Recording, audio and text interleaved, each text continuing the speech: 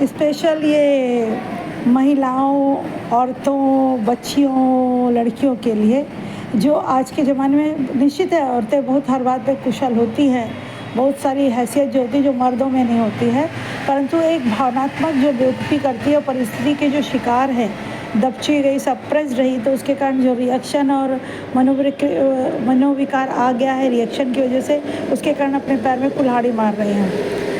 दिखने दाखने का तो मेकअप का सामान है और वो सब ब्यूटी पार्लर है, वहाँ अपने आप को बना के बेच सकती है, यानी बेचने में तो वही परोसती है ना, उसको बेच नहीं तो बोलेंगे। यदि निगाह लोगों की फिरी, निगाह की भूख बुझी, मन शरीर की भूख बुझी, तो क्या ज़िंदगी की भूख बुझेगी क्या? यूज़ एंड थ्रो, टेम्पररी, जो पहले से ही अपने आप को डाल देगी, भूख बुझा देगी, तो टिकाऊ रहेगी क्या? ये क्यों नहीं सोचती औरतें? चमका धमका के कितने देर रुकेंगी? जिनको टिकाने के लिए ऐसे टेम्पररी मेकअप और ये चीज़ करना पड़े और अपने आप को मारना पड़े, तो ऐसा में आदमी क्या टिकेगा? और ऐसे आदमी की भूख बुझाने का क्या मतलब है? भूखर्रा तो भूखर्रा ही रहेगा ना। और दरिद्र को कितना भी दोगे, दरिद्रता उसकी बनी रहेगी।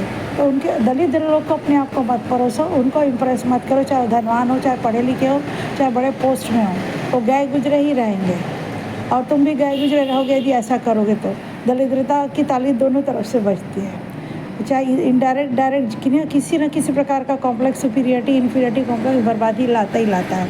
सूझबूझ समझदारी से ही चीज़ें हैंडल हो सकती है, दलदल को समझ के और उसका परिस्थिति को भांप के ही अपना स्टेप लेना चाहिए। और किसी को रिझाने का कोई मतलब नहीं, जिसका दिमाग न सड़ा है वो सड़ा चीज़ लेके ही वो रिझेगा, वो भी टेम्पररी रहेगा। तो इसलिए अपने बर्बादी करना कोई मायने नहीं रखता। अपने आप को खुश रखो, अपने आप को सशक्त बनाओ, ये ज़रूरी है, चाहे मेल हो चाहे फीमेल।